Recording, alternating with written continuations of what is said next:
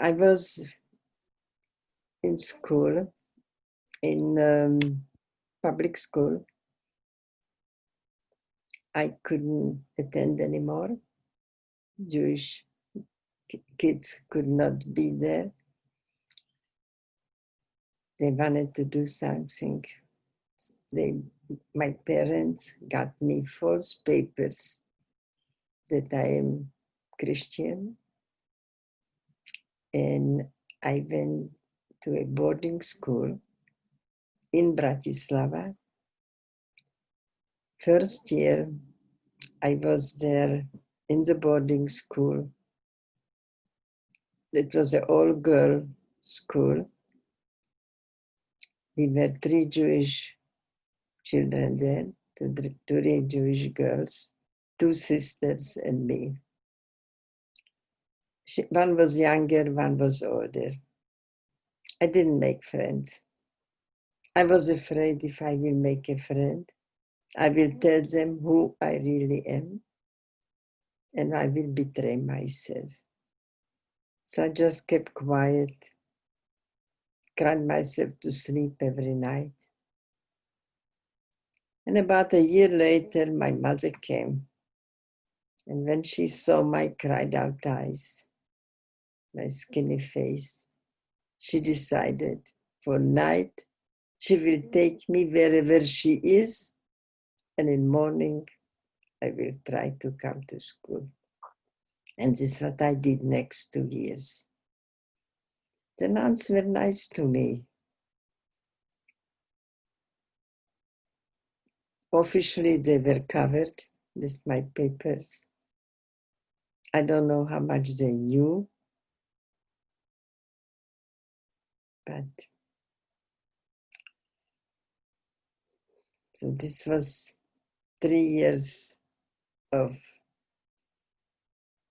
being in the convent, not full time all the time, but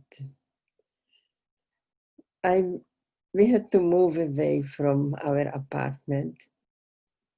We moved in back of my father's store. It was one room. It was a warehouse room. We emptied it.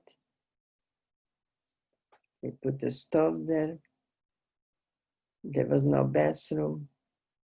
The bathroom was outside. They had 2 bathrooms for all the stores. They were nice enough to let us use one for us. We had a sink inside the warehouse room.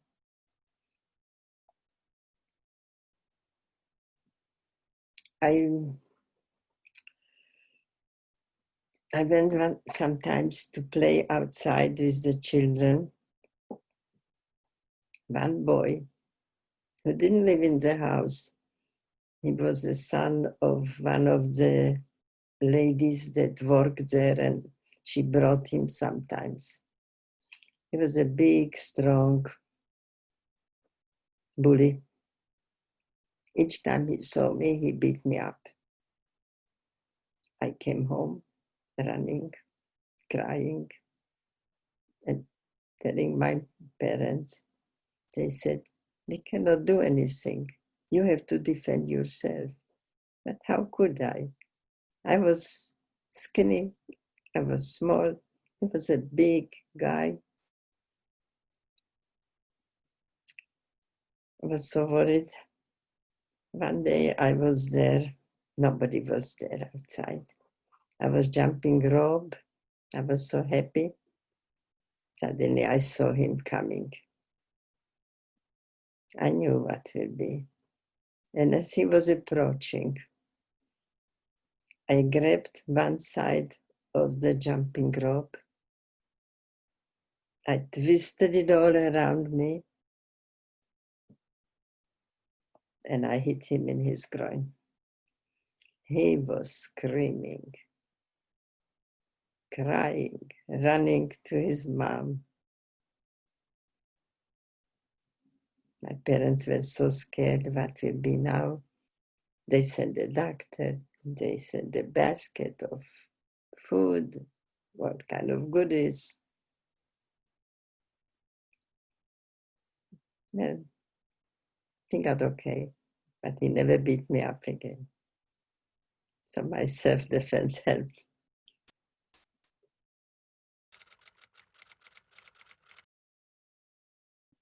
Three years in convent. Since my mother was very well informed, she knew Germany will come and occupy Slovakia. There was a partisan uprising in Slovakia, and the Slovak government wasn't strong enough to get rid of the uprising. So Germany made this as an excuse and occupied Slovakia. This was in 1944. The first thing on their agenda was to look for the hidden Jewish people. In Slovakia, before the war, 90,000 Jewish people lived.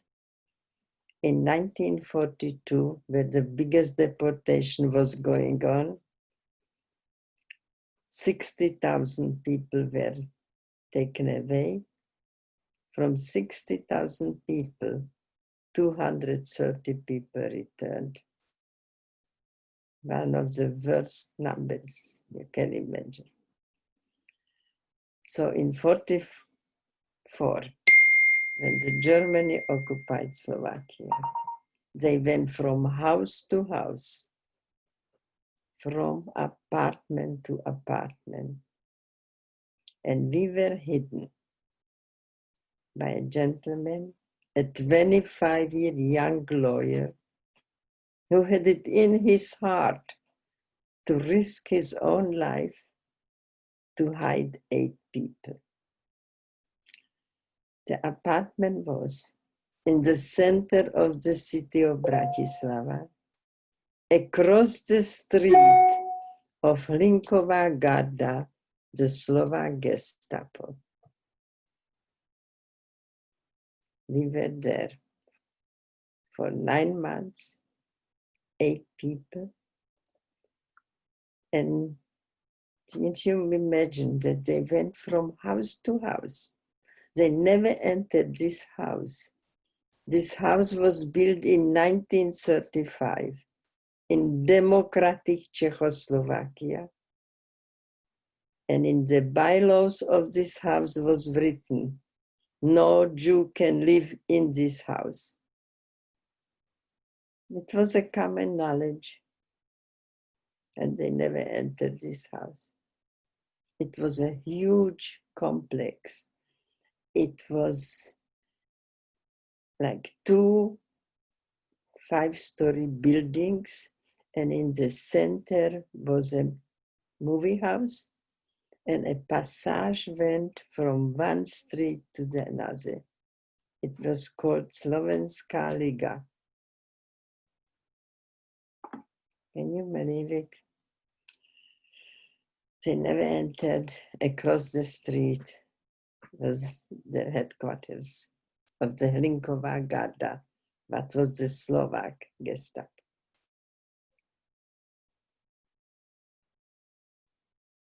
So there we were.